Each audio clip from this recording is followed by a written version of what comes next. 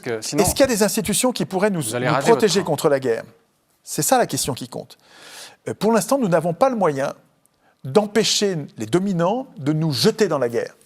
Et là, on voit que Macron, il nous jette dans la guerre. Il nous tire par les cheveux, il va nous jeter dans la guerre contre notre intérêt, contre notre volonté, même si on est violemment contre la guerre, il nous tire par les cheveux dans la guerre.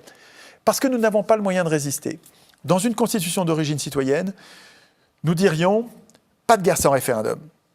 Et vous pouvez l'écrire comme ça, il n'y a pas besoin de l'écrire en termes juridiques. Vous pouvez l'écrire « pas de guerre sans référendum ».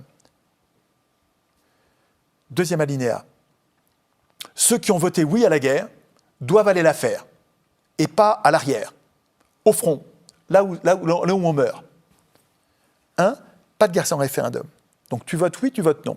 Si tu as voté oui, il faut que tu ailles la faire. Tu ne peux pas te planquer, tu ne peux pas payer un remplaçant, tu ne peux pas dire c'est les militaires de métier. Non, c'est toi qui vas la faire.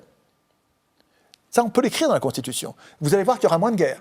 Parce que là, les parlementaires, ils votent la guerre, mais ils ne vont pas la faire. Et ils votent d'autant plus volontiers qu'ils s'en foutent puisqu'ils ne vont pas la faire.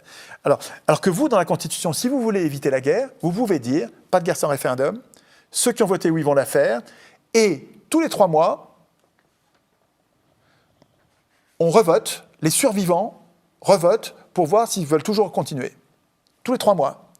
Pas 6 mois, pas 1 an. Tous les 3 mois, on vérifie que ceux qui ont survécu à la guerre, puisque ceux qui ont voté oui sont partis la faire, il y en a une partie qui est morte, et puis l'autre partie, est-ce qu'ils veulent toujours la faire? Vous allez voir que les guerres, il y en aura moins, et